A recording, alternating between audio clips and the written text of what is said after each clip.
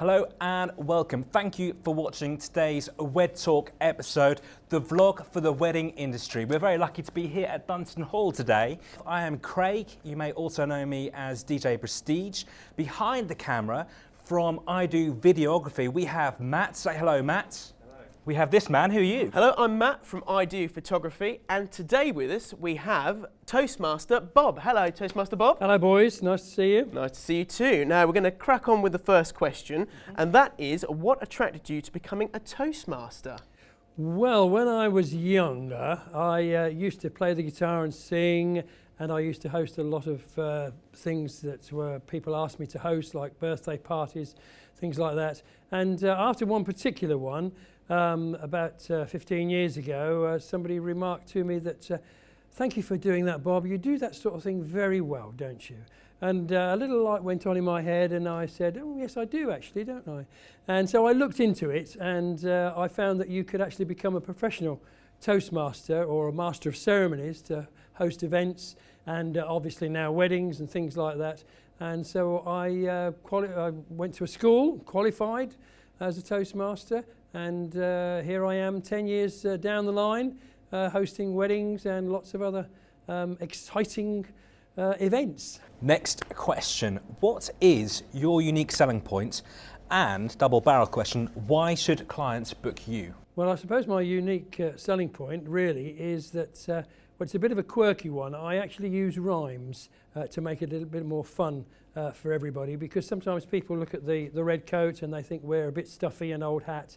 But these days we're pretty much on the ball, and we like to keep things rolling very well. That's the easiest thing to say about being a Toastmaster is that the whole wedding runs smoothly because of what I do, right from the wedding ceremony right through to the first dance. And that's really the whole point of having a Toastmaster, to make sure the bride and bridegroom can enjoy their day without any hassle or any stress or any worry about what's going on throughout the day.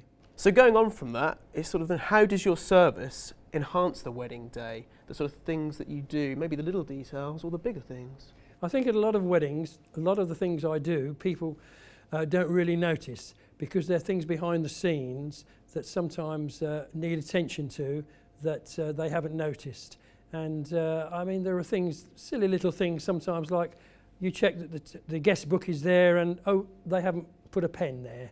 So we've got to provide the pen and find that, make sure that's there. Are the gifts to give out, are they all present and correct? You know, are the bouquets of flowers for mothers and things like that? So it's just the little details really that I take care of that make the day run smoothly, like I say, without sometimes people realising what I've actually been doing on the day. It's also helping the different suppliers though. For like myself, we were sort of saying about when we're doing like the lineups for the shots, I like to get them through nice and quickly.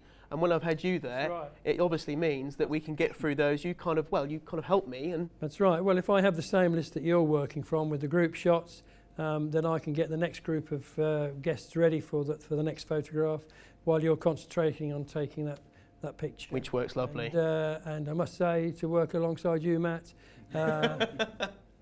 yeah, it's pretty good. I thought I was going to get something nice then, but I was going to say, I always look forward to seeing you there. Okay, next question. How do you make your bride and groom feel comfortable?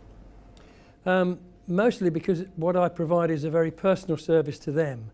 I'm not someone who just turns up on the day, but I meet with them well in advance to help them actually plan their day, so that they have confidence in me, knowing that I know what they want to happen when they want it to happen. So my relationship with them is very much as a friend and not just as some official person there to make announcements and that sort of thing. And I find that they're very relaxed with me. Any questions or problems they have, they come to me and we sort them out.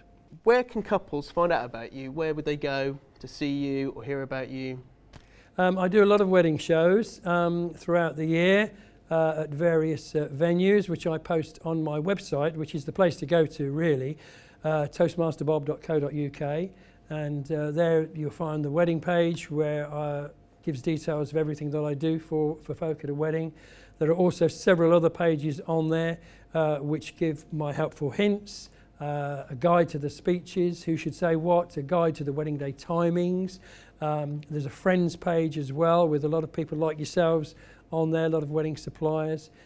So the website is the main place to go to. You are in demand. How early should couples begin to think about booking you? Well, as early as possible, really. As soon as they've got their venue and their dates, which are the two main things, I suggest that they get in touch with me, whether that's 6 months before the wedding or 2 years before the wedding, so that I can meet with them and then give them some guidance as to how their day might run and what they want to actually do on their day. So as soon as they've got their venue and their date booked, come to me and we'll take it from there. So, Bob, what is your best tip advice for any future couples? So maybe some hints or tips that you would recommend to them. Well, like I said, on the website there is helpful hints where there's lots of things on there that they can have a look at. Perhaps the most helpful thing I can say to people is that don't have too many group photographs. Not saying that just because there's a photographer here, but actually I have had 4 sheets of A4 paper with about 70 group shots on it, and it just takes an age and everybody gets bored. And if you can get away with 10 or 12 group shots with just your family, obviously, and your friends and the wedding party, that's probably the easiest thing to do, so that within half an hour you can get those group shots done and then you can enjoy the rest of the day, because you don't want to be smiling all day like that at the camera because you'll just get so tired and fed up with it. So now it's time for the show and tell, and Bob's brought along, well, Bob, tell us what you've brought along, please. Well, I brought a couple of things along to show you. This is my Toastmaster's glass, which you can see is a very small, thick glass. And the reason behind it is that every time you toast somebody, you actually should drain your glass to honour them. But of course, if you've got a full flute of wine, by the time you've had 7 or 8 toasts during the course of anything, you'll be all under the table. But the Toastmaster always remains in control, because he can honour the guest who he's toasting by just having a simple mouthful of wine every time. So I never get drunk at a wedding, you see. And the second thing is, I'm very proud of this because I've only just been awarded this.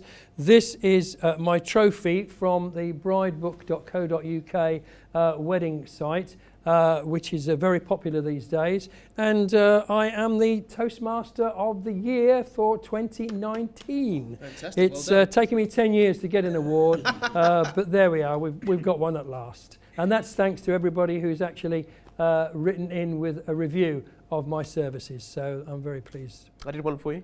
You did, actually. Yep. Yes, thanks, guys. Glad Yeah, review. not just people who've been at weddings, whose weddings I've done, but suppliers as well. So that's that's great. That's nice. Bless you. And now, as part of this show and tell, I'm going to be a bit cheeky. You mentioned earlier on that you do some rhyming as part of your service. Do you have anything to example? Can you give us an example as part of the show and tell section? Well, here before you today is toastmasterbob.co.uk. For weddings, banquets or annual ball, I am the man that you should call. We'll meet before to plan your day so all goes smoothly without delay, and with my cheerful, friendly smile, my duties I'll complete in style.